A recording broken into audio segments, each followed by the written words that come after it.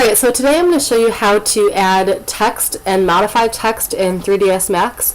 It's very easy, so this should not take very long. To start to add text, we're going to go to our Create tab in the Command panel and go over to our Splines. Under Splines, we have an option for text. If we click in our front viewport here, you're going to see our text that pops up. The default that you might see will say Max Text, and the way that we can edit that is if we scroll down under our parameters, you're going to see this option here that says text. So yours might look something like this, but as you can see, it's really easy to delete that and adjust it to put your own text in. The nice part about working with text in 3ds Max is that it's very easy to change the font, to change the size, the kerning, and the leading. The kerning is going to be the space in between your letters. And if you have multiple lines of text, then leading is going to be the spacing in between the lines. So just a couple good things to keep in mind. And I'll just set the kerning back to 0 here.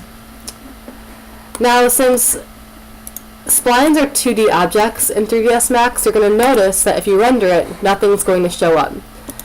So what we can do to fix that is if we select our text in our viewport, go to our Modify tab, and select the Enable and Renderer and Enable and Viewport option, you're going to see that there's a thickness added to the stroke of the text here.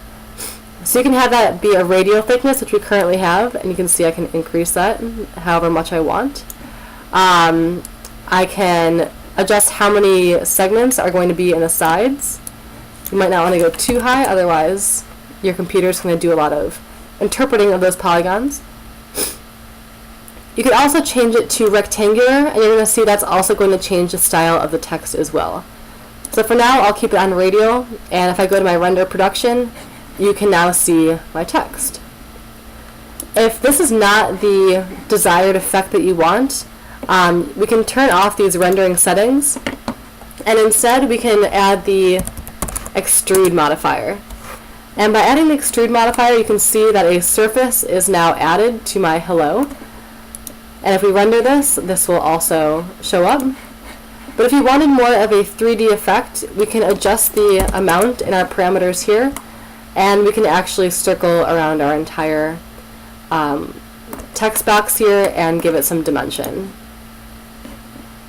And just like any other object in 3ds Max, you can add lighting, you can add materials, anything to make it 100% customizable to what you want. So let's say that I don't like the way this text is shaped, and I want to make some modifications to it. So what I can do is I can add a variety of modifiers. For example, I can add bend, and you're going to see that I have a gizmo that pops up.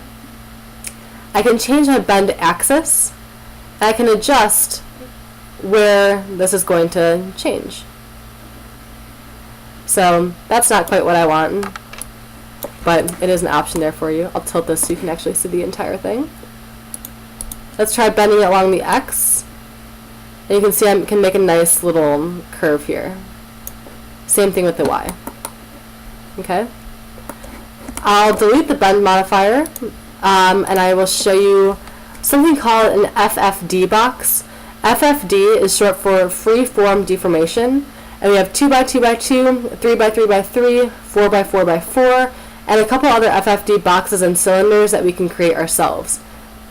For this, I'm going to do 3x3x3, and you're going to see I have this box that comes up around my text.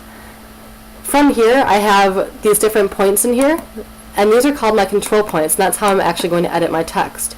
So I'll go back to my front viewport here. I'll maximize my FFD in my Modify panel, and by selecting my control points, I can select all of my middle ones. You see that they turn yellow to let me know that they're activated. And if I go to my Select and Scale, I can pinch this down. Maybe I can bring these up.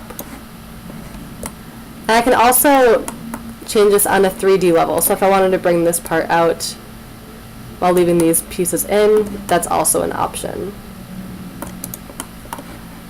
So I'll take off my FFD, we can render this, and you see you have some more variety for your text here. Something else that you can also do is add a twist modifier. And again, we have a gizmo that pops up. And we'll try twisting this along the y-axis here. And keep in mind, all of these features can also be animated.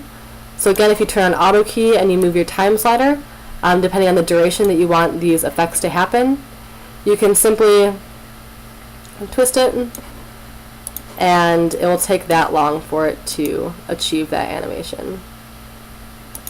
So I hope some of those things were helpful as far as manipulating text in 3ds Max.